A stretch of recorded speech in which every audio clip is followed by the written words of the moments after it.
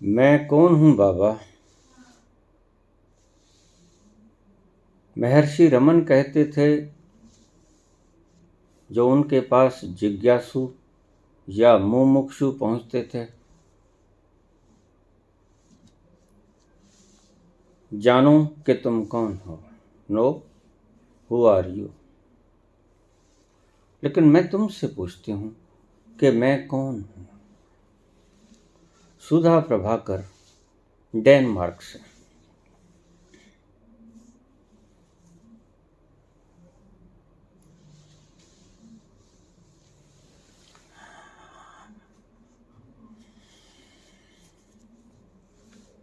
विश्व गुरु भारत की यह दुर्भाग्य रहा कि यहाँ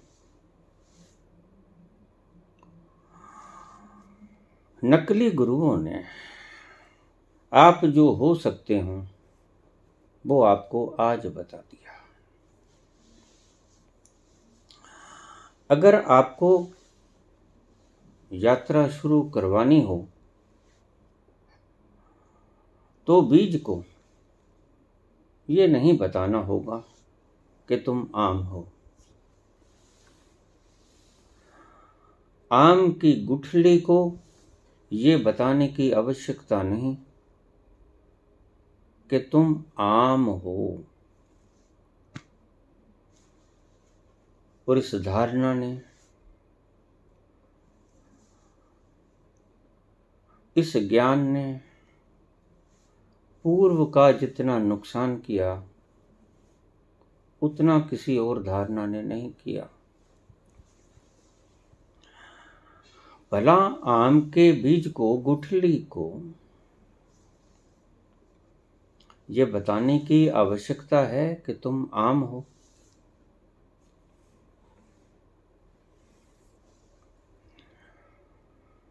क्योंकि उसमें आम होने की सारी संभावनाएं छिपी पड़ी हैं।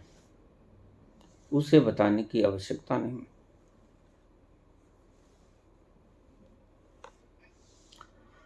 बीज को तुमने बता दिया कि तुम कौन हो। आम की गुठली को तुमने बतला दिया कि तुम मीठे मीठे आम हो, तो आम का बीज वहीं रुक गया। यही दुर्घटना घटी पूर्व के साथ, और गलती हमारे तथाकथित मनुष्यों की, जिन्होंने जाना न था कि ये आम है, छुपा हुआ आम है।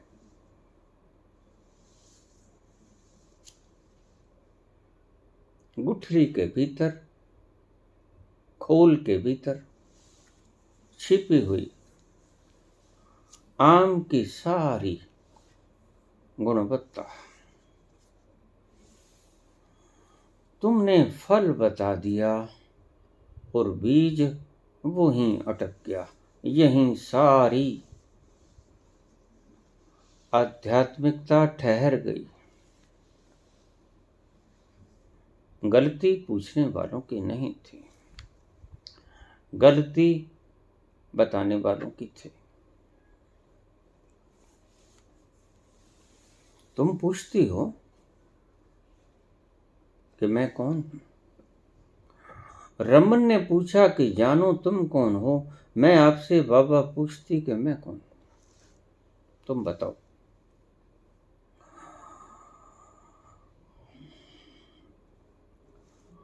अन्य मनुष्यों की तरह मैं ये गलती नहीं करूंगा।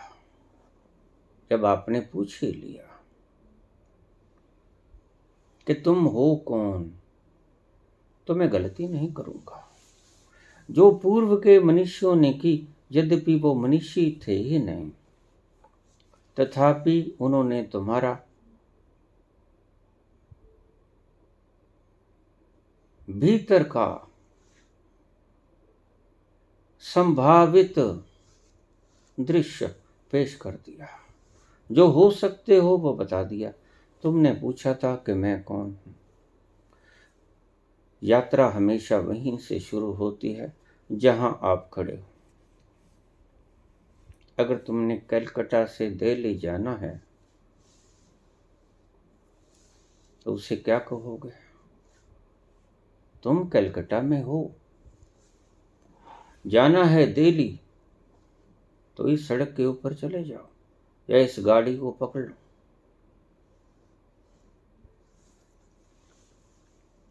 तुम गंदगी का एक ढेर हो। तुम पूछते हो मैं कौन हूं? बताओ बाबा, तुम गंदगी का एक ढेर हो।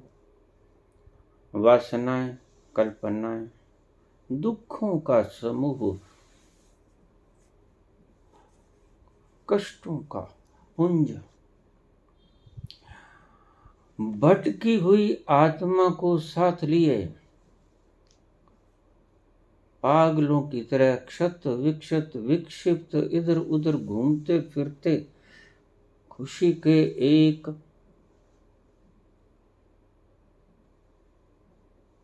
पल को पाने की तड़प को लेते हुए तुम इधर उधर पागलों की तरह ढूंढती हुई वासनाओं, कल्पनाओं,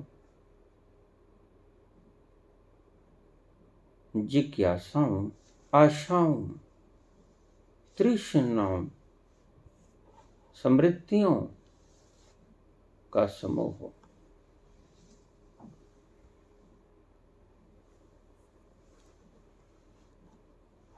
अगर तुम्हें तुम्हारी वास्तविकता से शुरू से ही परिचित करवा दिया होता तो कौन चाहेगा गटर होना, जबकि उसके भीतर छुपे हुए उपवनों की सुगंध उसके बीच में समाहित है भीतर खोल के। कौन चाहेगा गटर में गिरना? लेकिन अगर तुम्हें ये कल्पना दे दी जाए कि तुम तो उपवन हो, सुंदर सुगंध से युक्त, तो तुमने कल्पना के जाल बुनने शुरू कर दिए। यहीं से पूर्व की आध्यात्मिकता का पतन शुरू हुआ।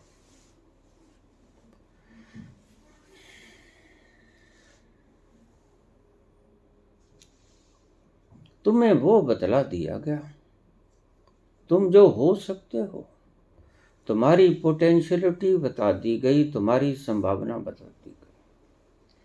तुम जो अब हो वो तुम्हें नहीं बतलाया गया, और यात्रा हमेशा वहीं से शुरू होती है जहां पे तुम होते हो। जहां जाना है वहां की तो बात भी नहीं की जाती। तुम कौन हो? तुम सारे दुखों के समूह पुंज हो, भटकते हुए, बेचैन,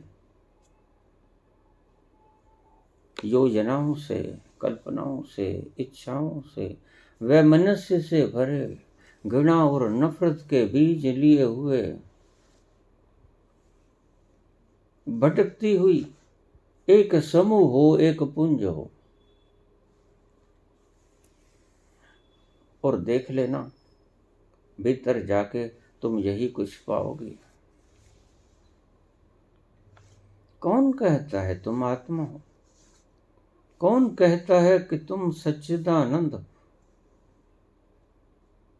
शिव हो?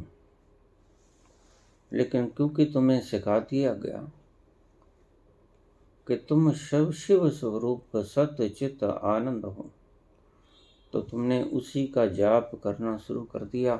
जाप करना तुम्हारा शुरू से सदा से स्वभाव रहा है। याद करना तुम्हारा शुरू से स्वभाव रहा है। तुम याद करते हो शिवोहम शिवोहम, अमर आत्मा सच्चिदानंद मैं हूं। और जानते न तो तुम सत्य हो, न तुम चेतन हो, न तुम आनंद स्वरूप हो। जानते इनमें से कुछ भी नहीं। रटे जा रहे हो गंगा के तीर पर बैठे, तट पर बैठे सरयू यमुना त्रिवेणी संगम पर। शिवोहम शिवोहम आज बनारस के घाट पर तुम्हें ये चिल्लाते हुए लोग मिलेंगे, हाथ में माला, शिवोहम शिवोहम। कोई ओम जाप कर रहा है। तुम्हें बतला दिया गया कि वो धुनी ओम की है जो तुम्हारे भीतर अंतस्तल से गूंज रही। तुम्हें बतलाया क्या कि तुमने फौरन उसका जाप शुरू कर दिया। पुराने संस्कार हैं जाप करने के। जो तुम हो वो तुमने जपना शुरू कर दिया, होने की बजाय। बताया था मनुष्यों ने तुम्हें होने के लिए कि तुम ये हो, और तुमने जाप शुरू कर दिया जो तुम होना चाहते हो। तुम सत्य होना चाहते हो, अमृत होना चाहते हो, तो तुम शिव का जाप शुरू कर दिया। तुम चेतन होना चाहते हो, तुम आनंदित होना चाहते हो, सुखी होना चाहते हो, दुखी होना नहीं चाहते, तो शिवोहम का जाप शुरू कर दिया। और ये सिर्फ एक मन को समझाने के तरीके थे। हमने देखी है जन्नत की हकीकत, लेकिन दिल के बहलाने को गालिब ये ख्याल अच्छा है। और इस ख्याल को लिए लिए तुम कूच कर जाओगे यहां से। पाओगे मुट्ठियां खाली रह गई।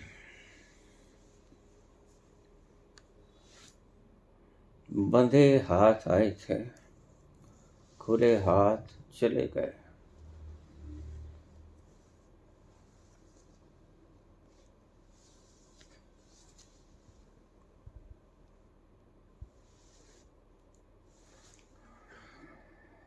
यात्रा वहीं से शुरू होगी जहां तुम हो।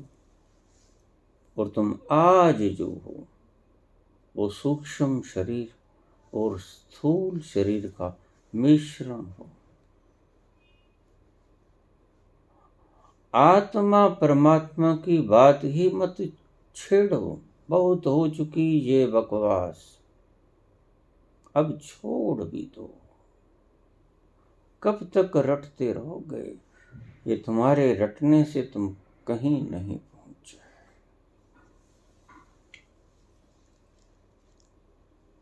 इस भयंकर दुख से त्रस्त संसार में पल दो पल का हल्का सुकून पाया तो वो उन विषयों में पाया जिन्हें आप जहर कहते हो, जिन्हें आप सुख कहते हो, उनमें तो तुमने दुख ही पाया।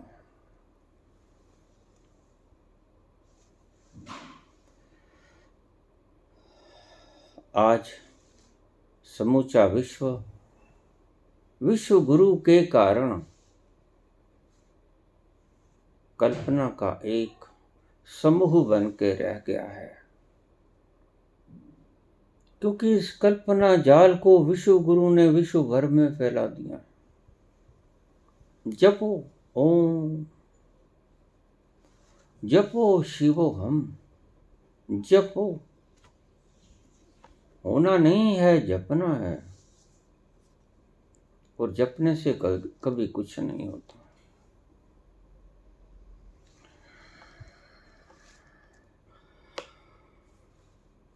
रोटी रोटी कहने से भूख नहीं मिटती, पानी पानी कहने से प्यास नहीं बुझती। जपते रहो, मरोगे, मर ही जाते हो, फिर चिल्लाते हो दुख है बाबा। कर क्या रहे हो ये देखते नहीं, आग की लपटों में घुसे जा रहे हो और कहते हो जल रहे हैं बाबा। जलोगे ही, पुनरुक्ति करते रहोगे जीवन भर, और पुनरुक्ति में एक नशा है, कुमारी नहीं, ध्यान रखना। पुनरुक्ति तुम्हें बेहोशी की तरफ ले जाती है। जब हम किसी व्यक्ति को हिप्नोटाइज करते हैं तो एक ही बात को दोहराते हैं, सो जाओ सो जाओ सो जाओ। वी रिपीट, हम पुनरुक्ति करते हैं, बार बार उन्हें ये प्रसारित करते हैं, और तुम्हारा जप या तुम्हारे सारे आध्यात्म के विषय पुनरुक्ति के सिवा और कुछ नहीं, ये सिर्फ हिप्नोटिज्म है। ऑटो हिप्नोटिज्म आपका जाप, और तुम्हारे संतों के प्रवचन हिप्नोटिज्म आपको हिप्नोटाइज करते हैं। इसीलिए तो तुम्हारा सुख टूट टूट जाता है, और संत कहते हैं कि तुम अखंड सुख हो, तुम अखंड सुख का पुंज हो, लेकिन तुम्हें अखंड सुख का पुंज मिलता नहीं।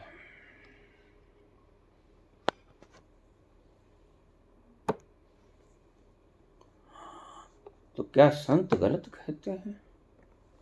नहीं, संत गलत नहीं कहते, संत ठीक कहते हैं। गलत लोगों ने, गलत प्रचारकों ने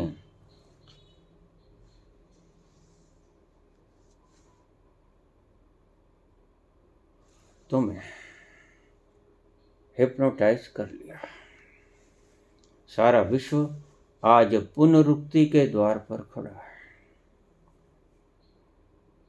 अनुभूति के द्वार को छू भी नहीं पाया,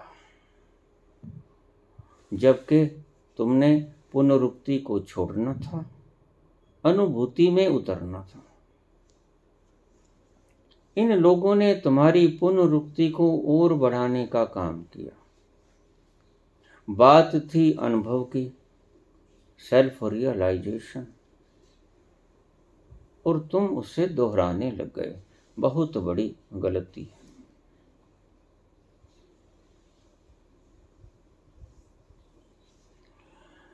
जो बात दवा से हो न सके, वो बात दुआ से होती है। जब कामिल मुर्शिद मिलता है तो बात खुदा से होती है। न कामिल मुर्शिद था, खोपड़ियों के झगड़े थे, खोपड़ियों के झंझट थे, खोपड़ियों ने सीखा था लिटरेचर और तुम्हें प्रसारित कर दिया। क्या तुम्हारी खोपड़ियों में? तुम आज एक गंदी सड़ी खोपड़ी के अलावा और कुछ नहीं।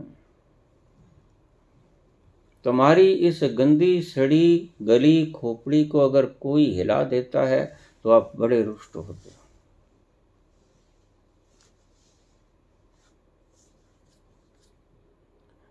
चले जाते हो न्यायालयों में, जिनको कुछ पता नहीं सत्य क्या है, वो न्याय करते हैं सत्य के बारे में। उन्हें सिर्फ तुम्हारी आईपीसी की धाराओं का पता है। अध्यात्म के लिए कोई धारा कभी किसी ने बनाई नहीं, क्योंकि आपके संविधान को बनाने वाला व्यक्ति आध्यात्मिक था ही नहीं, कोई भी। इसलिए आध्यात्म का किसी तरह का कोई भी कानून तुम्हारी संविधान की अनुच्छेद की किसी भी आईपीसी की धारा में मिलेगा ही नहीं। सारी धाराएं तुम्हारे मन और तुम्हारे शरीर से संबंधित होंगी। आध्यात्म के साथ तुम्हारी आईपीसी की कोई भी धारा नहीं जुड़ती। तुम सारा अनुच्छेद पढ़ के देख लो, वो तुम्हारे लिए बने हैं। जो तुम आज हो, जो तुम हो सकते हो, उसके लिए तो उन्हें भी पता नहीं, बेचारों को, जो बड़ी बड़ी सुप्रीम कुर्सियों पर बैठे हैं। उन्हें कुछ नहीं पता सत्य क्या है, और सत्य के झगड़े तुम लेके वहां जाते हो, जिनको कुछ मालूम ही नहीं, और वो अपनी खोपड़ी से तुम्हें फैसला देते हैं, न्याय नहीं। ये बात ध्यान में रखना। जजमेंट आती है तो उसे न्याय मत समझ लेना। जजमेंट आती है तो फैसला आता है, क्योंकि जज को खुद ही नहीं पता कि सत्य है क्या। खोपड़ी को कभी पता चलेगा भी नहीं सत्य क्या है। जब तक तुम खोपड़ी में रहोगे, तुम सत्य को ना जान पाओगे। जैसे ही तुम भीतर हृदय में उतरोगे, तो सत्य की थोड़ी महक आनी शुरू होगी। सत्य की सुगंध भीतर से आती दिखेगी, साफ साफ। इसलिए प्रेमी आपको पागल जैसा मालूम पड़ता है, एक कोने में बैठकर रोता है। रोता है, लैला तुम कहाँ हो?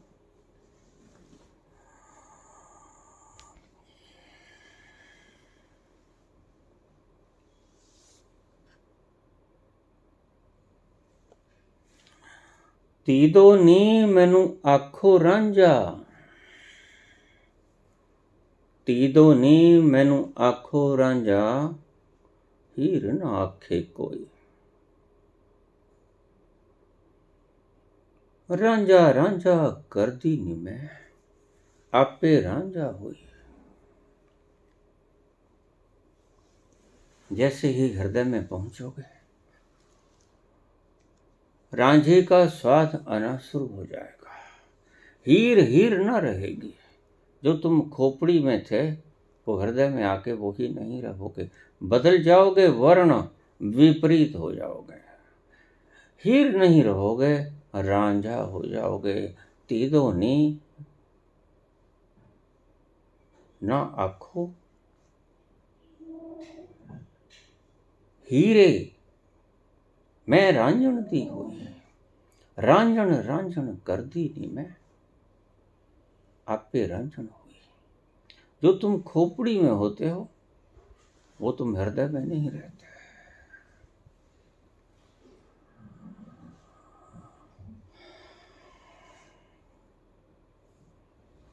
हृदय चक्कर से भीतर प्रवेश करोगे, तो उस सुगंध के पास पहुंच जाओगे, जहां से खुशबू आ रही है। तुम्हारे चेतन मन को सिखाई जाती है सारी आध्यात्म की कला, और आध्यात्म की कला चेतन का विषय ही नहीं।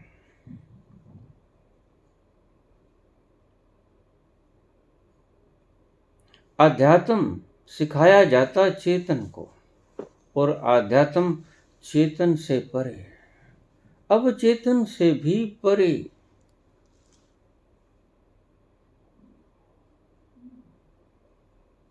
अचेतन से भी परे अध्यात्म का विषय, सामूहिक अचेतन से भी परे।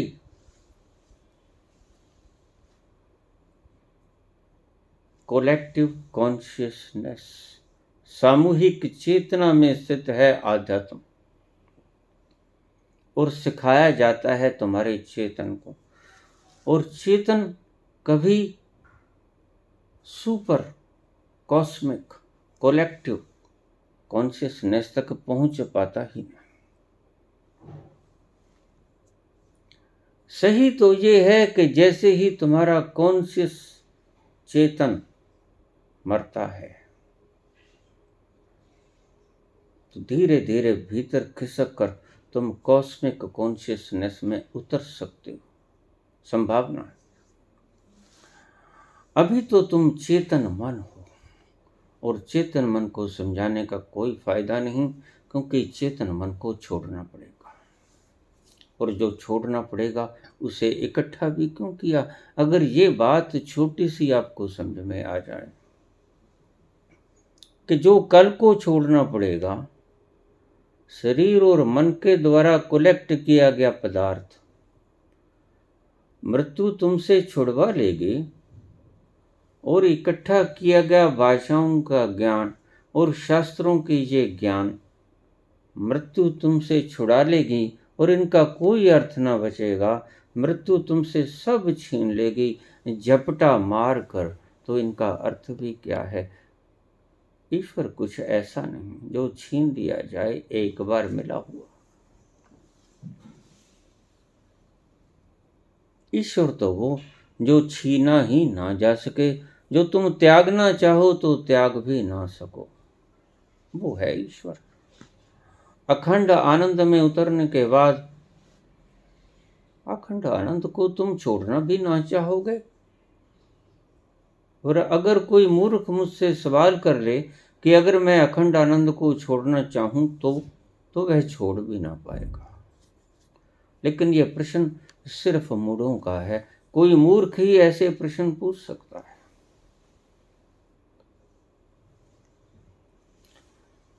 मैं आपसे पूछ रही बाबा कि मैं कौन, और मैं होना चाहती हूं जो हूं। तो चलिए फिर यात्रा शुरू करें।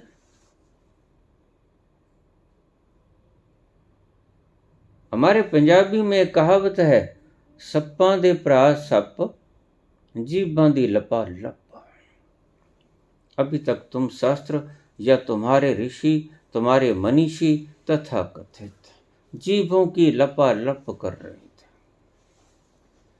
तुम्हें चलाया नहीं गया, तुमसे दोहराया गया सिर्फ सत्य। तुम्हें याद कराया गया, तुम्हारी मेमोरी में घुसेड़ दिया गया वो जो सत्य के तुम परमात्मा हो, सत्य चित्त आनंद परमात्मा हो नहीं, तुम गंदगी के सड़े हुए एक ढेर हो। सत्य ये है, देख लो झांक के मार कर, इसमें कोई फर्क ना पाओगे। हमारे यहाँ मैंने बहुत बार एक कथा सुनाई कि एक व्यक्ति एक दवा बेचने के लिए आया करता था। वह हमारे गांधी चौक में खड़ा हो जाता, बिल्कुल दुबला पतला।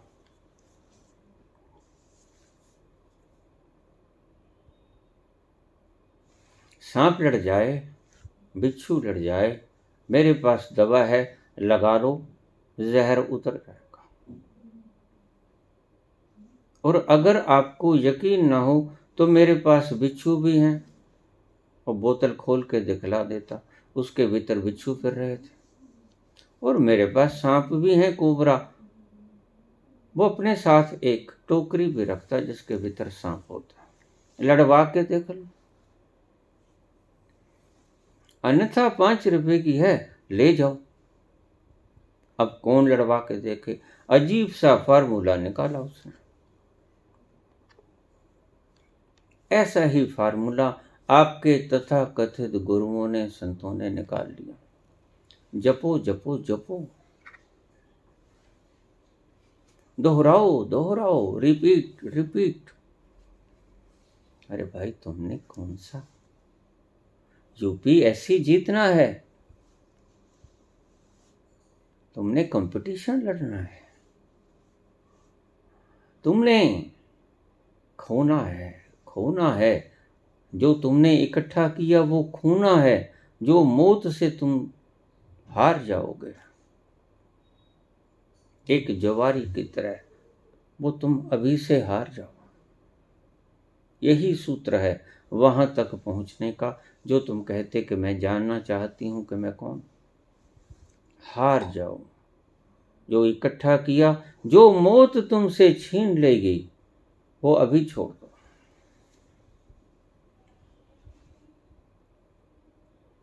देखो क्या है जो मौत तुमसे छीन लेगी, और मौत के बाद तुम्हारे पास जो बचेगा बस उसे ही बचा लो।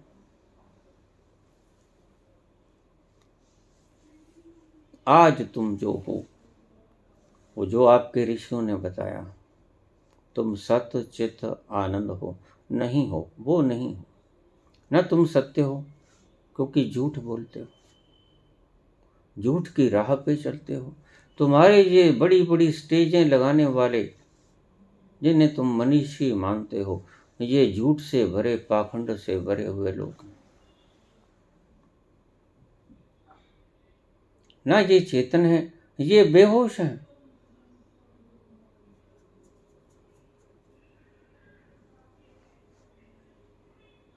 मेरे शहर के डाकखाने के सामने कुछ ब्राह्मण बैठा करते थे। वो सारे दिन जखाई करते ग्राहकों के साथ,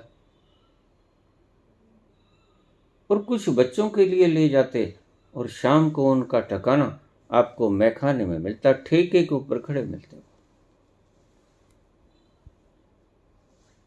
ये ऋषि ऐसे ही हैं। खुद की बेहोशी का इंतजाम करते हैं। खुद तो बेहोश हूं ही, तुम्हें भी बेहोश करने का इंतजाम करते हैं। ये तुम्हें चेतनता की तरफ नहीं लेके जाएंगे। ना ये सत्य हैं, ना ये चेतन है, ना ये आनंदित हैं। इनके पास बैठने से तुम्हें आनंद की कोई प्रतीति नहीं होगी। तुम्हारी खोपड़ी में ठूंस देंगे ये अपना, जिसे ये सत्य समझते हैं, यद्यपि वो सत्य है नहीं।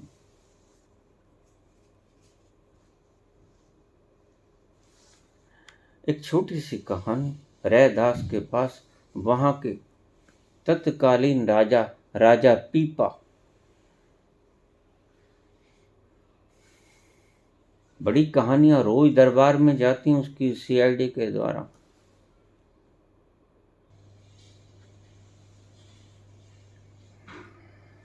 तुम्हारे पास राजा इतने लोग मिलने नहीं आते जितने रैदास के पास आते हैं।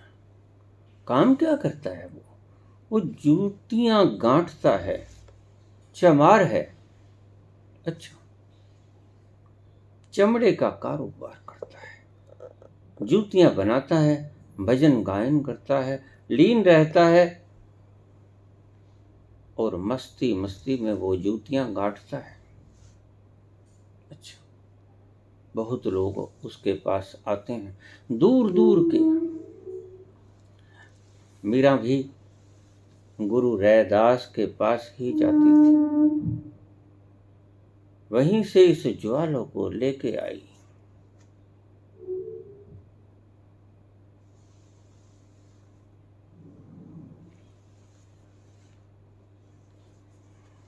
पीपा ने काफी साल तक सुना। एक बार वैराग्य जन्मा तो इतना विरक्त हो गया कि मैं भी गुरु के पास जाऊं। लेकिन सबसे बड़ा रोग, क्या कहेंगे लोग, मैं राजा हूं, और राजे का मतलब मैं सब कुछ मैं हूं। अगर मैं हूं तो सब कुछ ठीक है, अगर मैं नहीं रहूंगा तो कुछ भी नहीं रहेगा। वो गीदड़ वाली बात, गीदड़ को शेर झपटा। गीदड़ कहता, ठहर ठहर ठहर, मुझ पे मत झपटना, मुझे मत मारना, प्रलय आ जाएगा। तो शेर बेचारा रुका,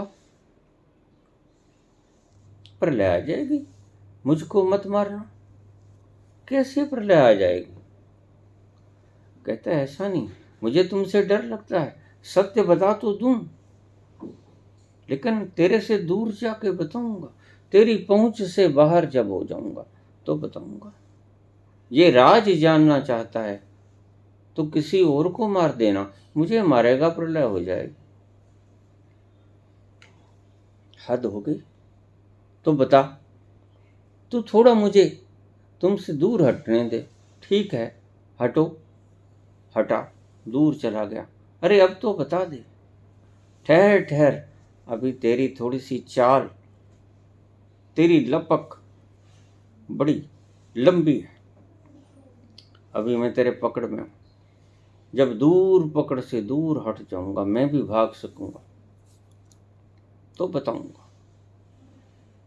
और इतनी दूर चला गया कि आवाज दूर से सुनाई पड़ती थी, बस सुनाई पड़ती थी, वहां तक पहुंचा नहीं जा सकता था।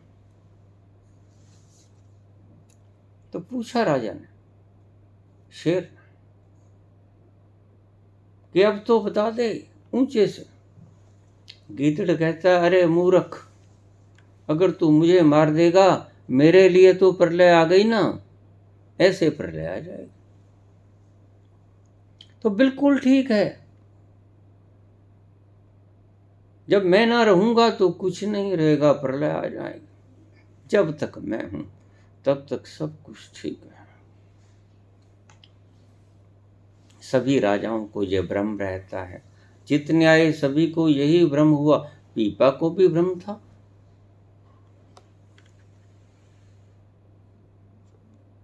सबसे बड़ा रोग भी यही है, सबसे बड़ा रोग भी यही है कि हमारी वास्तविकता को कोई ना जान ले। क्या कहेंगे लोग, सबसे बड़ा रोग। ये रोग है तुम्हारी आत्मा पर छाया हुआ एक कलंक, तुम्हारी बुद्धि को आच्छादित किए हुआ एक बहुत बड़ा झूठ कि तुम हो तो सब है, तुम नहीं हो तो कुछ भी नहीं है। और ठीक बोलते हो, तुम सत्यवादी हो, तुम हो तो तुम्हारे लिए कुछ भी असंभव नहीं, और तुम नहीं रहोगे तो फिर प्रलय आ गई, तुम्हारे लिए तो आ गई। दुनिया तो चलेगी ऐसे ही।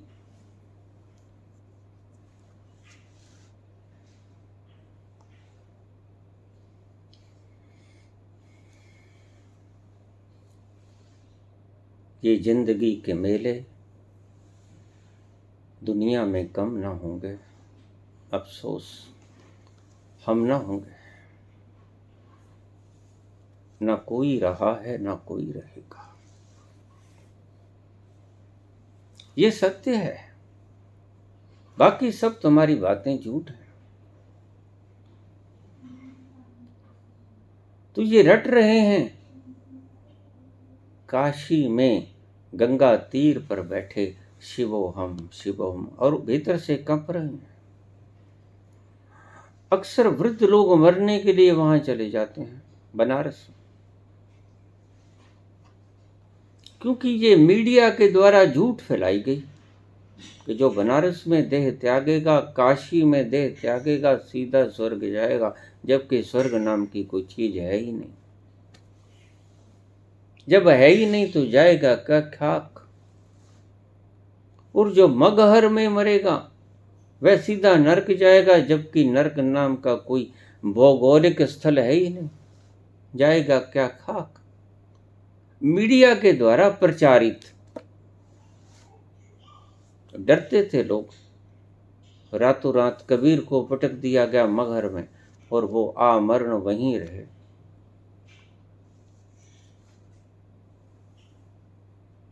ब्राह्मणों ने प्रचार किया कि देखो अब नरक जाएगा, ये मगहर में मरा है। ये तुम्हारी शिक्षाएं जो तुमने मानवता को दी। मानवता इतनी विकृत हो गई आज, और क्योंकि विश्व गुरु से चला ये सारा सिलसिला, तो आज विश्व भी सारा ऐसा ही हो गया। यथा राजा तथा प्रजा। जब विश्व गुरु ही ऐसा हो गया तो चेले कैसे होंगे। यहीं से चली थी परंपरा,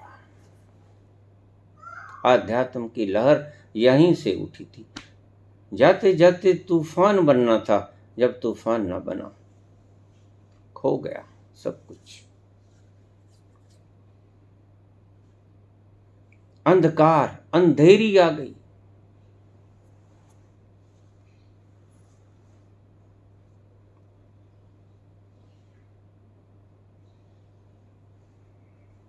एक दिन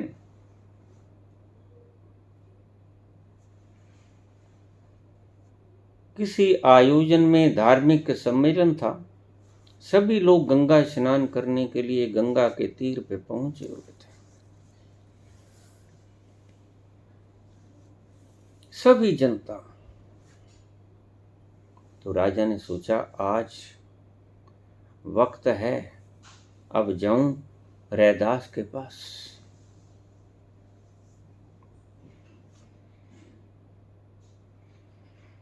और उससे मांग लूं यह अखंड आनंद की धारा मुझ में भी उतर जाए। कौन नहीं चाहता? राजा हो, प्रजा हो, रोगी हो, स्वस्थ हो, आनंद तो सभी चाहते हैं, दुख कोई नहीं चाहता।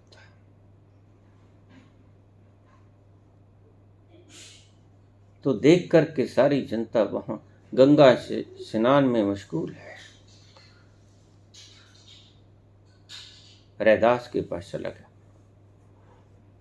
रैदास तो सदा ही, उनकी तो कठौती में गंगा रहती थी।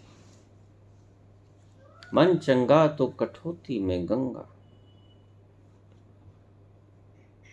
अपनी जूतियां गांठ रहे हैं और भजन गुनगुनाए जाते हैं।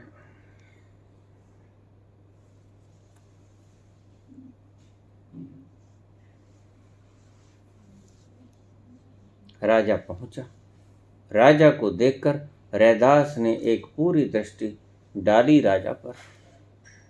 आओ राजन, बैठो। आज कैसे आना हुआ? प्रभु, मेरे को भी नाम दान दे दो।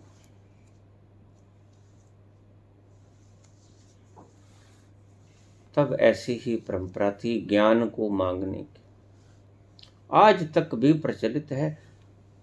शिष्य लोग गुरुओं से कहते हैं कि नाम दान दे दो। दीक्षा शब्द को उड़ा दिया गया। दीक्षा शब्द बहुत बाद में प्रचलित हुआ। नामदान बहुत पुराना शब्द है, हमारी रगों में उतरता हुआ चला गया, भीतर हमारे प्राणों का अंग बन गया। आज भी हम गुरु के पास जाते हैं तो कहते हैं दीक्षा नहीं, नाम दान दे दो। यही कहा पीपा ने, नाम दान दे दो मुझे। उसने कहा ठीक, बांधो अंजलि। और वो कुंड जिसके भीतर वो चमड़े को रखते थे, उस कुंड में से भर के अंजलि पानी की और कहा लो पियो।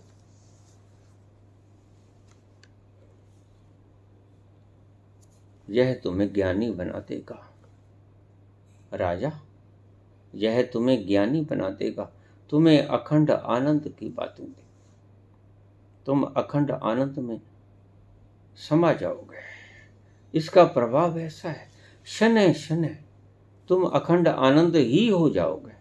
लो अंजलि बांधो। राजा ने अंजलि बांधी। रैदास ने वो पानी उसकी अंजलि में छोड़ दिया। अब उसको तो दुर्गंध आ रही थी उसमें से, यद्यपि वो अमृत था।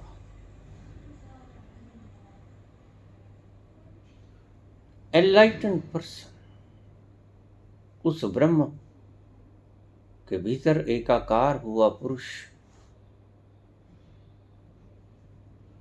अगर नरक को भी छू दे तो स्वर्ग हो जाता है, ध्यान रखना। यही जनक की गाथा में कहानी कही गई जिसका मर्म आज तक बुद्धू लोग नहीं समझे। जनक एक पल के लिए कहानी है, जा रहे हैं स्वर्ग में से, कहते नरक कैसा होता है मैंने देखना है।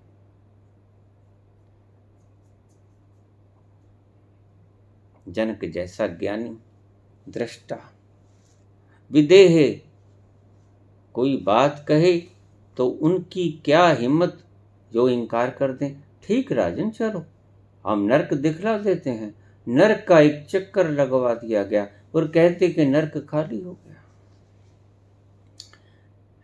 यह कहानी जान पड़ती है, गप जान पड़ती है, गप है नहीं, ये सत्य है। ब्रह्मलीन व्यक्ति नरक में से भी गुजर जाएगा तो अपने स्वर्ग की अखंड धारा आनंद की वहीं छोड़ जाएगा। और जहाँ स्वर्गिक अखंड आनंद की धाराएं होती हैं, वहाँ नरक रहेगा कैसे, दुख रहेगा कैसे? वहाँ सुख ही सुख होगा, और जहाँ सुख ही सुख होगा वो नरक ना होगा, वो स्वर्ग होगा। तो कहते हैं कि नरक खाली हो गया, होना ही था। जनक जैसा विदेह गुजर गया वहां से, तो नरक की क्या हैसियत के ठहर जाए। नरक परिवर्तित हो गया स्वर्ग में।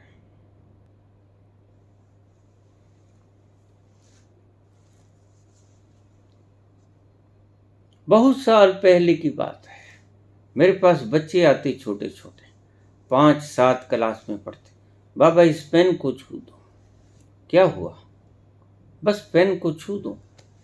मैं छू देता।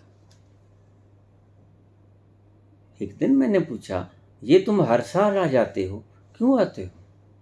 कहता, बाबा अगर आप पेन को छू देते तो हम पास हो जाते। बच्चों की श्रद्धा बड़ी बलवती होती है,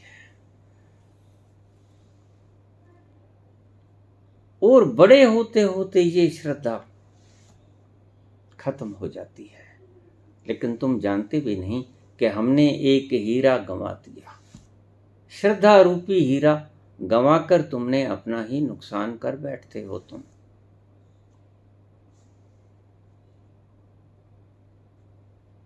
श्रद्धा से अगर कोई चीज छुआ ली जाएगी ब्रह्मवेता पुरुष, सिर्फ उसकी तरंगे लांग जाएंगी पास से, तो नरक भी स्वर्ग हो जाता है। यही जनक की कहानी कहती है। राजा पीपा ने इधर उधर देखा, कोई देख तो नहीं रहा। रैदास तो मस्त हो गए, जूतियां गांठने लगे। और उसने धीरे धीरे अपनी कमीज के ऊपर वो सारा पानी बिखेर दिया। पांव छुए रैदास के, चला गया। पीपा को पता था, उसे अब भी दुर्गंध आ रही थी। जाकर उसने अपनी कमीज उतार दी और बोला कि इस कमीज को धोबी को दे दो, अभी धुलवा। धोबी के पास वो कमीज पहुंचाती गई। धोबी ने कोशिश की पानी से धोने की, वो दाग ना मिटा। तो उसने अपनी एक छोटी बेटिया सुशीला, उससे कहा, बेटी इसको तुम मुख में लेके चूस लो, ताकि दाग अच्छी तरह से धुल जाएगा। राजा की कमीज है। बिटिया छोटी थी। बिटिया ने सोचा कि राजा रोज सुंदर सुंदर पकवान खाता है, बड़े स्वादिष्ट होते हैं, जरूर उसका रस ही बिखरा होगा। गरीब थी, कभी राजसी पकवान खाए न थे। ये लालच मन में घर कर गया, तो उसने उस कमीज को चूसना शुरू कर दिया। दाग हट गया। लो पिताजी, दाग हट गया। और जैसे ही उसने उसका रस चूसा, जो कमीज के ऊपर गिरा था, ज्ञान को उपलब्ध हो गई। कहानी है, वो तो ज्ञानियों की बातें करने लगी। खबर फैल गई दूर दूर तक कि धोबी की बिटिया सुशीला ज्ञान को उपलब्ध हो गई है, इतनी छोटी उम्र में। वह तो ज्ञानियों की भाषा बोलने लगी। बड़े बड़े पंडित उसके इन्फ्लुएंस में आने लगे, उसके पास बैठकर ज्ञान चर्चा सुनने लगे। क्या हुआ किसी को मालूम नहीं। राजा तक भी ये बात पहुंची।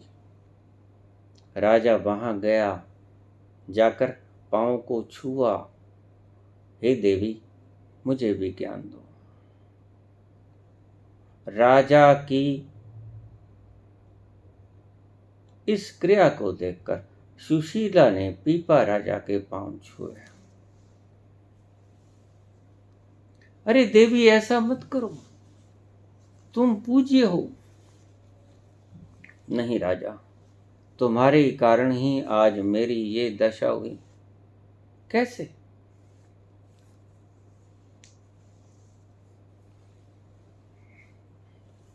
तुम्हारी कमीज मेरे पास धोने के लिए आई थी। पिता ने कहा, पुत्री, इस दाग को चूस लो। ये दाग उतर नहीं रहा किसी पानी से, किसी साबुन से। तुम इसे अच्छी तरह से चूस लो। ये राजा की पोशाक है। तो मैंने जैसे ही उसे चूसा, ये सब कुछ होना शुरू हो गया, तुम्हारी कृपा से। तुम न जाने क्या लगा के लेके आए थे इस पर। इसमें तो अखंड आनंद की धारा, गंगा की बहती हुई पवित्र अमृत के समान भरी पड़ी थी। मैंने तो जैसे खूब अमृत पी लिया हो, मुझे ऐसा महसूस हुआ। क्या लाए थे राजा तुम?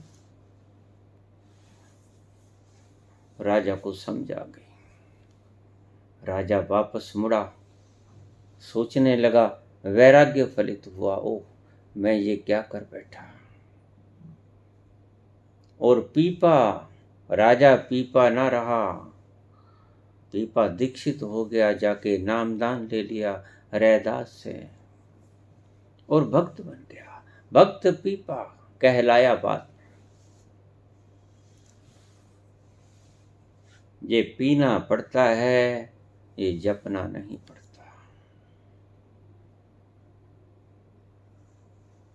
इसे पी जाओ। खोपड़ी में मत रखो, इसे हृदय में उतार लो। और जैसे ही यह हृदय में उतरेगा, खोपड़ी नदारत हो जाएगी, क्योंकि हृदय की गांठें खुल जाएंगी। खोपड़ी नदारत, और इस खोपड़ी को ही नदारत करना है। आज तुम ये सड़ी गली खोपड़ी हो।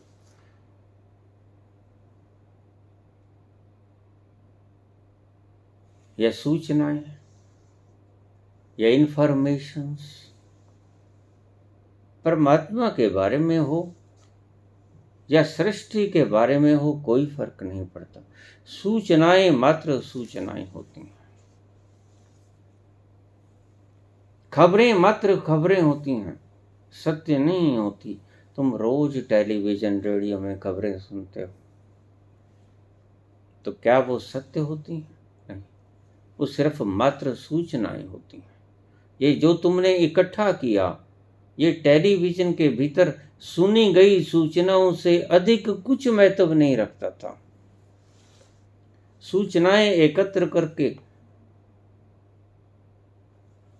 तुम अपने दिमाग के न्यूरॉन्स को भर रहे हो, सिर्फ मात्र। तुम अपने टिश्यूज में इन्हें कोलेक्ट कर रहे हो। तुम्हारी बुद्धि प्रखर नहीं हो रही है, तुम्हारी सूचनाएं अधिक हो रही हैं। बस इतना सा फर्क है। सूचनाओं के अधिक होने से तुम लोगों के ऊपर अपने ज्ञान को, उसकी महत्ता को तो थोप सकते हो, लेकिन अखंड आनंद को प्राप्त नहीं कर सकते। मैं कौन हूं?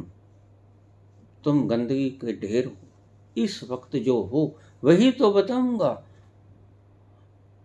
जो मूढ़ता, जो मूर्खता तुम्हारे अतीत में गुरुओं ने की, वो कम से कम मैं तो नहीं करूंगा। मैं तुम्हें तुम्हारा भविष्य आज बताने को नहीं, मैं तुम्हें तुम्हारी संभावनाएं आज बताने को नहीं हूं। मैं तुम्हारी पोटेंशियलिटी आज तुम्हें कथन करने को नहीं हूं। मैं तुम्हें आज वो बताऊंगा कि तुम गटर के गंदे सड़ांध से युक्त कीचड़ हो। ऋषियों ने तुम्हें सिखाया कि तुम शाश्वत आनंद की अखंड धारा हो। कहाँ समझे, तुम जपने लग गए। गंगा घाट पर बैठकर तुम उसका जाप करने लग गए, हाथ में माला पकड़ ली। शिवोहम, अमर आत्मा, सच्चिदानंद मैं हूं, दोहराए जाओ। कुछ नहीं हुआ, होना भी कुछ नहीं था। दोहराने से कुछ नहीं हुआ करता, और अगर होता है तो सिर्फ शारीरिक और मानसिक तल तक होता है, वो भी संकल्प घनीभूत हो तो। इसलिए मैं कहता हूं, दर्द को छुटकारा डालने के लिए बहुत से लोग कहते हैं कि हमने प्रक्रिया अपनाई, रेपिटिशन की। दर्द नहीं हो रहा है, दर्द नहीं हो रहा है। कितने घंटे खराब कर दिए, 2 दिन खराब कर दिए। अरे मूर्ख, डिक्लोफेनिक का इंजेक्शन ले लेते हैं। मेरी शर्त है 10 मिनट के भीतर भीतर दर्द गायब। क्यों बर्बाद किए 2 दिन?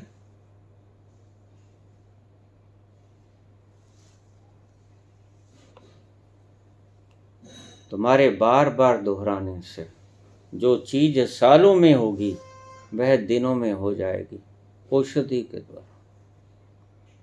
ये औषधि को तैयार करने वाले वैज्ञानिक मूर्ख नहीं, पागल नहीं। ये तुम्हारे सहायक हैं, इनसे सहायता लो। शरीर और मन का इलाज ये करते हैं, इनसे करवा लो। तुम्हें मनोवैज्ञानिक बनने की आवश्यकता नहीं। साइकेट्रिक लोग बैठे हैं, उनसे इलाज करवा लो। और ज़्यादा पागलों का इलाज तो आपके पास है ही नहीं, क्योंकि आप खुद ही पागल। पागल पागल का इलाज क्या करेगा? आध्यात्म की बातों का तुम जिक्र ही नहीं करते, और जिक्र भी करते हो तो तोड़ मरोड़ के करते हो। अध्यात्म की खुशबू तुमने कभी जानी ही नहीं, तो बिखेरोगे कैसे? सिर्फ बात करना जानते हो, जीभ बांधी लपालप तुम्हारे पास।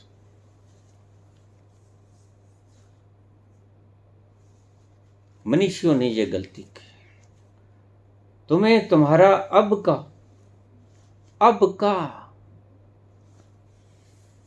आज की अब की सिचुएशन बतानी चाहिए थी। तुमने पूछा कि मैं कौन हूं, तो मैं वही बताऊंगा।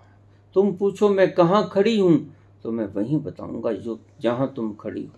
दिल्ली में हो तो दिल्ली, कलकत्ता में हो तो कलकत्ता, मद्रास में हो, बॉम्बे में हो, जहां भी हो वहीं बताऊंगा।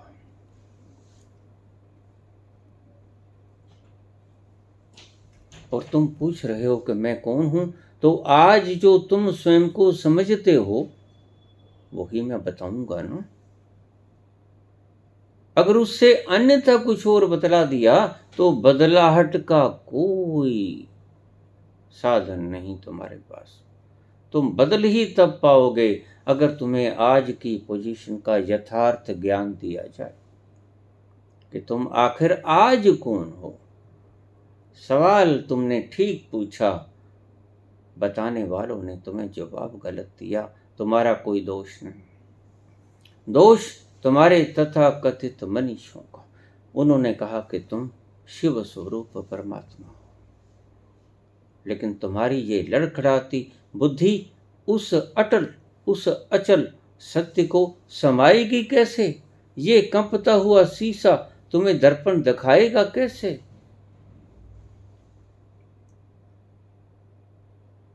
तुमने उसी को दोहराना शुरू कर दिया कि मैं ज्ञान स्वरूप हूं, मैं आनंद हूं, मैं अखंड स्वरूप हूं आनंद का। मैं कभी मरता नहीं, मैं कभी जलता नहीं, मैं कभी कटता नहीं, मैं कभी गलता नहीं, मैं कभी सूखता नहीं। नैनम छिदन्ति शस्त्राणि, लेकिन ये तो नहीं कहा था आपको। तुम आज जो हो वो तो काटे भी जा सकते हो, तुम्हारा शरीर भी कट जाता है, तुम्हारी मानसिक भावनाएं और मान्यताएं भी तो कटती हैं। आज कितना दुख होता है। मेरे पास रोज कमेंट आते हैं, इन कटती हुई मान्यताओं से त्रस्त लोग, और उनके शब्द पढ़ने योग्य होते हैं। जितनी सड़ांध से भरे हुए ये शब्द जैसे कैंसर का फोड़ा चीरा लगा दिया गया हो। मैं समझता हूं इनकी व्यथा। ये उस दर्द से डरते हैं, ये नहीं देखते कि डॉक्टर ने चीरा लगाया तो ये मवाद निकलेगी तो मेरा भला होगा। बस ये देखते हैं कि डॉक्टर ने चीरा लगा के ब्लेड को फेर दिया, चीर दिया मेरे कैंसर के फोड़े को। बस यही गलती खा जाते हैं ये बेचारे।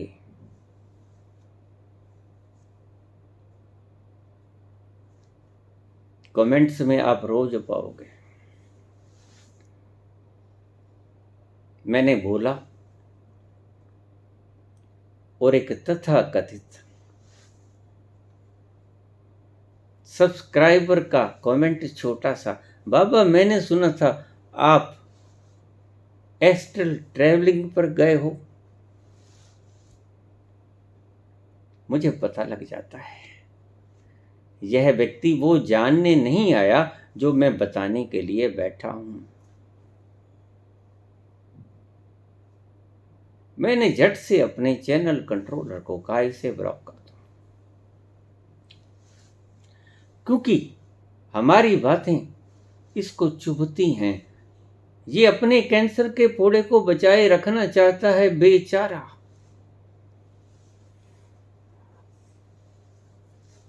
तो इतनी करुणा तो हमें भी दिखानी नहीं बनती कि हम इसकी इच्छा के बिना इसका कैंसर के फोड़े का दुख दूर करते हैं। परमात्मा कभी इतना हिंसक नहीं होता, नहीं तो तुम्हारे दुख कभी का हर लेता। परमात्मा परम अहिंसक है। अगर तुम दुखी रहना चाहते हो तो वो तुम्हें दुखी ही रहने देता है, तुम्हारी मौज। लेकिन जो परमात्मा करता है तुम्हारे लिए कि तुम्हारी मौज, तुम दुख चाहते हो तो दुख ही सही। अगर यही बात तुम सोच लो, जो परमात्मा सोचता है कि तुम्हारी मौज, अगर यही जो परमात्मा तुम्हें देता है, तुम कह दो कि तेरी मौज, तेरा पाना मीठा लागे। ये बात अगर उलट हो जाए, ईश्वर के सोचने का ढंग अगर तुम में प्रविष्ट हो जाए तो क्या बात है। महा आनंद के सागर में तुम हर वक्त गोते लगाते फिरो। उस महा रस में तुम सदा ही महारास करते हुए नजर आओगे। मत विच रतन जवाहर माणिक, जे गुरु की एक सिख सुनी। अगर गुरु की एक सीख को सुन लोगे तो तुम्हारी मति हीरे जवाहरातों से जड़ित हो जाएगी, रत्नों से जड़ी जाएगी। अगर गुरु के द्वार पर आ गए हो और सुनने के लिए आ गए हो तो फिर इस कैंसर के फोड़े का दुख सह लो, या इस कैंसर के फोड़े को कटने का दुख सह लो। दोनों में से कोई भी दुख सुन लो, दुख तो होगा ही। ये वैसे भी चस चस कर रहा है, चीरा लगेगा तो भी चस चस करेगा। लेकिन कौन सी चस चस ज्यादा बढ़िया? चीरा लगने की चस चस ज्यादा बढ़िया। हमसे पूछो तो हम आपसे यही कहेंगे, लगा लेने दो थोड़ा सा चीरा, कोई फर्क नहीं पड़ता। ये मवाद, ये दुर्गंध बाहर आ जाएगी। मत लिए फिरो इसे खोपड़ी में, इसे बाहर फेंक जाने दो, हमें काट लेने दो तुम्हारा ये कैंसर के मवाद युक्त फोड़े का हिस्सा।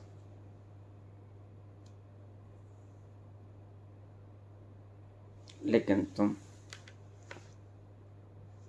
सुनने की इच्छा ही नहीं रखते, और जो व्यक्ति सुनने की इच्छा नहीं रखता उसे सुनाना भी नहीं चाहिए। शास्त्रों में लिखा है, अगर कोई व्यक्ति ज्ञान को लेने का इच्छुक न हो तो उसे ज्ञान देना बनता नहीं।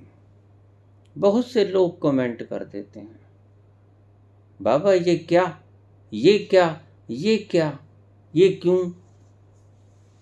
तो मैं कहता हूं कि भाई, अगर तुम्हें दर्द होता है या कटता है तुम्हारा ये पाखंड स्वरूप जो तुमने मान्यताओं के आधार पर सुनकर पढ़कर थोप लिया है अपनी इस खोपड़ी में, तो मुझे मत सुनो, और तो कोई रास्ता नहीं। तुम मुझे बिना बताए मुझे सुनते हो तो इसमें मेरा कोई अपराध नहीं, तुम्हारे कमेंट करने का कोई अधिकार नहीं। आगे से ध्यान रखना, जब तुम्हें पता चल ही गया कि मैं तुम्हारी सड़ी हुई मान्यताओं को विखंडित कर रहा हूं, तो ध्यान रखकर मुझे सुनिएगा, अन्यथा मुझे मत सुनिएगा। आपके ताश के पत्तों के महल सब ढा दूंगा, सब गिरा दूंगा, सब बिखेर दूंगा, अस्त व्यस्त कर दूंगा, खंडहर बना दूंगा, और उसकी जगह भव्य महल उसार दूंगा। और अगर तुम इन सड़े गले झोंपड़े में ही रहने के अभ्यस्त हो गए हो तो तुम्हारी मौज। फिर मैं तुम्हें कुछ नहीं कहता, फिर मैं कहता हूं मुझे मत सुनना।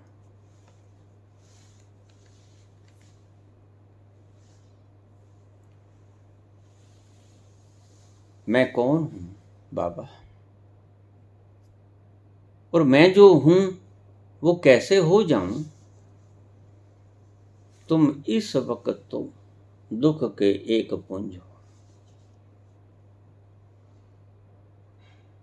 क्योंकि अगर सुख के पुंज होते तो तुम जो हो वो तुम्हें पता चल गया होता।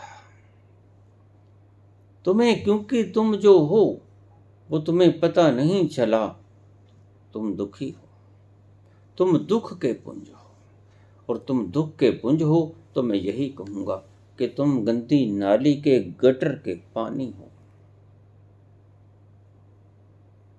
जिसमें न जाने कितनी शहर भर की गंदगियों के अलग अलग ढंग मिले हुए हैं।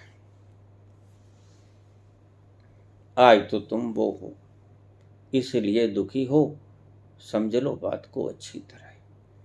तुम्हारे दुख का और कोई कारण नहीं, ये गटर की सड़ांध ही तुम्हारा दुख है, और मैं तुम्हें उपवन की महासुगंध में ले जाना चाहता हूं। जो तुम्हारे मनुष्यों ने कहा वो गलत तो नहीं था, लेकिन समय गलत था। वो तब नहीं कहना चाहिए था जब तुमने पूछा, तब तो तुम गटर ही थे। हो क्या सकते हो उन्होंने ये बता दिया, उन्होंने तुम्हारी संभावनाएं तुम्हें बता दी, तुम्हारा होना तुम्हें नहीं बताया जो तुम आज हो। तुम वही हो जो तुम अपने आप को अब समझते हो, और तुम अपने आप को अब क्या समझते हो मुझसे क्या पूछते हो? खुद से पूछो। तुम मुझे बताओ कि तुम कौन हो, तुम समझते क्या हो अपने आप को? तुम समझते हो कि मैं शरीर हूं, मैं इंद्रियां हूं, मैं ये दो कान हूं, बोलने वाला मुख हूं, श्वास लेने वाली नासिकाएं हूं, देखने वाला आंखें हूं, सोचने वाला मस्तिष्क हूं, मैं इंद्रियां हूं, मैं हाथ हूं, मैं पांव हूं, मैं मन हूं, मैं सोचने वाली बुद्धि हूं, मैं निर्णय करने वाला चित्त और विवेक हूं। तुम आज यही हो, जो तुम हो वही तो बताऊंगा, और ये सारा कूड़ा है जो तुमने बताया, ये तुम हो नहीं, तुम कुछ अन्य हो। वो तुम क्या हो वो मैंने फार्मूला बताया। अभी आज ही किसी साधक का कमेंट आया, बाबा मैं रोज शराब के नशे में धुत रहता था। क्रिया योग करनी शुरू की। शराब से ज्यादा नशा क्रिया योग में है, और ऐसा आनंद जो कोई नुकसान नहीं करता है। शराब तो हमारे जिगर को जला दिया, हमारी किडनीज को फेल करने तक पहुंच गई शराब, लेकिन इसका कोई दुष्परिणाम नहीं। सच्चा आनंद मिलता है। क्रिया योग करने के बाद झूमने का दिल करता है, मस्ती से बैठने का दिल करता है, अपने आप के भीतर उतरने का दिल करता है। मन करता है कि अपने आप में डूब जाऊं, लेकिन मन भटकता बहुत है। तो क्या किया जाए? मैंने कहा, इसको भटकने दो, क्योंकि ये तुम नहीं हो। दूसरा व्यक्ति अगर भटकेगा तुम रोको मत, यही तुम्हारी गलती है। तुम दूसरे को भटकने से रोकना चाहते हो, यही तुम गलती खा जाते हो, क्योंकि उसमें मैं भाव छुपा है। मैं मन हूं, मैं भटकूं ना। इस मैं को तोड़ दो, मैं भाव मन से तोड़ दो, उसे भटकने दो। भटकने का अर्थ जैसे हम पाले हुए कुत्ते को पटा खोल देते हैं हमारा, उसको आजाद घूमने दो, और तुम देखना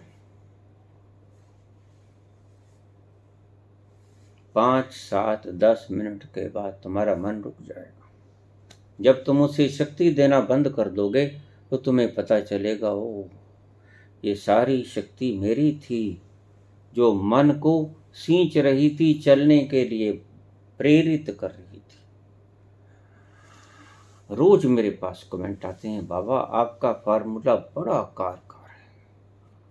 काम वासना उठती है, इंद्रियों में उत्तेजना आती है, लेकिन हम आराम से बैठ जाते हैं, और बामुश्किल 5 से 10 मिनट के बाद वो वासना तिरोहित हो जाती है। क्रोध है या काम है या कोई भी वासना जिसे आप वासना कहते हो, बस उस वक्त 10 मिनट के लिए स्वस्थित हो जाओ।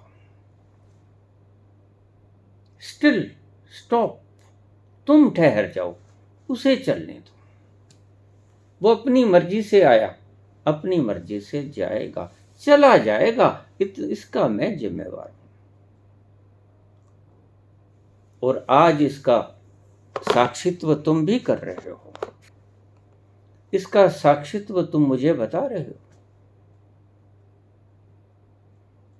कि बाबा ये 5-10 मिनट के बाद स्वयं में भी तिरोहित हो जाता है। हो ही जाएगा। जिसे आप विकार कहते हो, अगर उससे छुटकारा चाहते हो तो चाहिए भी, क्योंकि उसी शक्ति को आपने बड़ी ऊंचाइयों तक लेके जाना है, और वही शक्ति आपको ऊंचाइयों तक पहुंचाने में मदद करेगी और कारण बनेगी। यही वीर्य की धारा ओज में परिवर्तित होके तुम्हें ऊर्ध्व गमन की ओर ले जाएगी।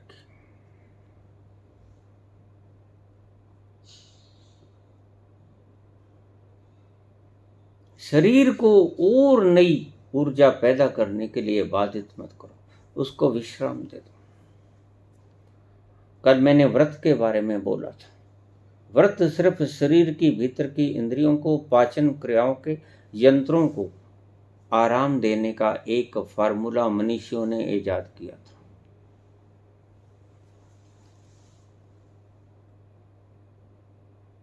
इन विकारों से मुक्त होने का फार्मूला तुम्हें ये मैंने पहले ही बता दिया। इन विकारों को शक्ति मत दो। तुम्हारी शक्ति से चलते हैं विकार, चाहे वो मनस हो, चाहे वो इंद्रियों के विकार हों, भोगों के विकार हों। काम तुम्हारी इच्छा के बिना नहीं चल सकता। आ सकता है, लेकिन तुम्हें अपनी गिरफ्त में नहीं ले सकता। तुम्हें अपनी गिरफ्त में ये तब लेगा जब तुम उसे तादाद में साधोगे। उससे तादाद में मत साधो, तुम दूर खड़े रहो, वो डटा रहेगा। क्रोध हो, काम हो, लोभ हो, मोह हो, अहंकार, तुम अपनी जगह डटे रहो। यही कृष्ण ने अर्जुन से कहा, अपने आप में स्थित हो जा, स्थिति प्रज्ञ हो जा हे अर्जुन। तो तुम्हारी सभी मन की कल्पनाएं, इसको मैं मार दूं, ये मर जाएगा, इससे मैं वाण विद्या सीखा, इसकी गोदी में बैठकर मैं निर्भय हुआ, मैं इनको मारूं, ये सभी द्रोहित हो जाएंगी अगर तुम अपने भीतर स्थित हो गए तो। क्योंकि तुम ही इन्हें शक्ति दे रहे हो और तुम ही अपनी शक्ति इनसे खींच लोगे। ये उठते हुए प्रश्न मन में सभी खत्म हो जाएंगे अगर तुम स्वयं में स्थित हो गए। वही तुमसे मैं कहता हूं, अगर खुद को जानना है तो इस सारे कूड़े कबाड़े को छोड़ दो। जैसे मैंने पहले कहा, जो धागा पतंग उड़ाते वक्त उलझ जाता है और तुमसे सुलझता नहीं, तो उस उलझन को बीच में ही छोड़ देना। उलझन को सुलझाने की चेष्टा मत करना, साइकोलॉजिस्टों की तरह उसको छोड़ देना, एक तरफ हो जाना, ये एक रास्ता है। शरीर के दुखों से छुटकारा या तो औषधियों से पा लेना। अगर ज्यादा वक्त खराब करना हो तो फिर उसे सुझाव देना कि नहीं, दर्द नहीं हो रहा है। विपरीत एंटीडोट जिसे हम कह देते हैं, जब कोई चीज रिएक्शन कर जाती है तो हम उसे डेकोड्रन का इंजेक्शन दे देते हैं, वो एंटीडोट है। ये सिर्फ एंटीडोट है, बहुत प्राचीन खोज है ये तुमने आज नई नहीं खोजी है। ये एंटीडोट हम शुरू से ही इस्तेमाल करते हैं, लेकिन ये एंटीडोट है, ये भी ध्यान रखना, ये तुम्हें सत्य तक नहीं पहुंचाएगा, तुम्हारे शरीर की व्यथा को या रिएक्शन को कम कर देगा या कर सकता है, फेल भी हो सकता है, ये बात समझ लेना। लेकिन वो फार्मूला कि शरीर को ही जान लेना कि मैं ये हूं ही नहीं जो मरता है, जो दुखता है, जो कैंसर से ग्रस्त है, जो पीड़ा से ग्रस्त है, जो वृद्ध हो गया है, जिसकी कमर झुक गई है, जिसका सिर दर्द कर रहा है, जिसके भीतर वासनाओं का तूफान उठ रहा है, वो मन में नहीं। और अष्टावक्र यही बात कहते हैं, तुम इनमें मत उलझो, ये तूफान है, ये तुम नहीं, ये तुमसे जुदा है।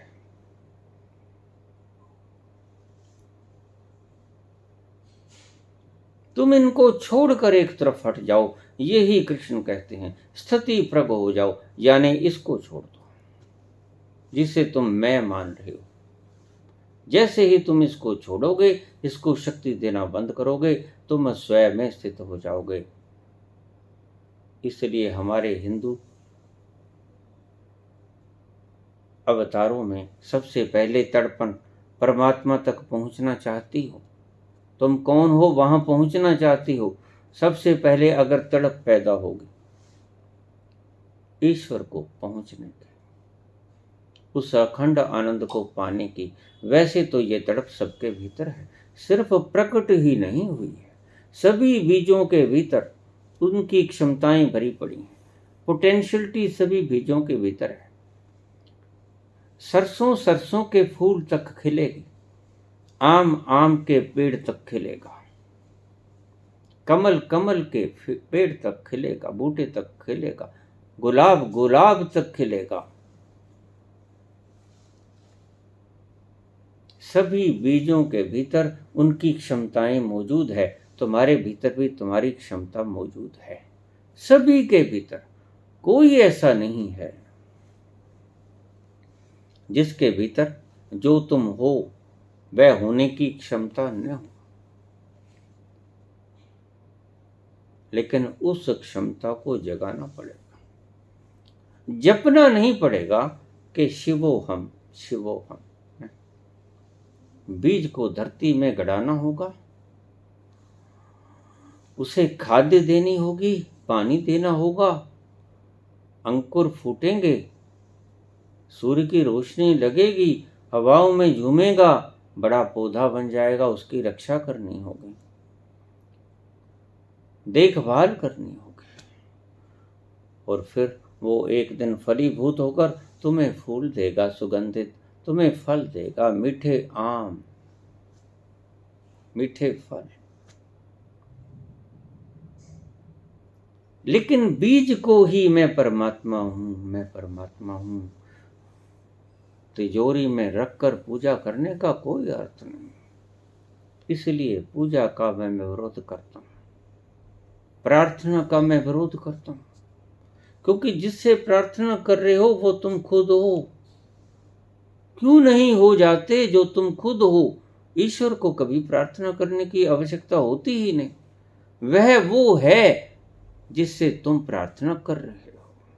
तुम भी वो हो आंतरिक स्वरूप में, अपनी पोटेंशियलिटी में, लेकिन ये संभावनाएं छिपी पड़ी हैं। बस मनुष्यों ने यही गलती कर दी, उन्होंने आपकी संभावना बता दी। मैं तुम्हें तुम्हारी संभावना भी बता रहा हूं, तुम्हारे खुद का होना भी बता रहा हूं। अब तो तुम ऐसे हो, अब तो तुम गटर का गंदा पानी हो, अब तो तुम सड़ी हुई खोपड़ी हो, लेकिन तुम्हारे भीतर जो छिपा है, संभावना में तुम परमात्मा हो, संभावना में तुम अखंड आनंद की धारा हो। चुनाव तुम्हारे हाथ में। गटर बने रहना चाहते हो या उस अखंड आनंद के समुद्र में अटखेलियां करना चाहते हो? तुम्हारी मौज। धन्यवाद।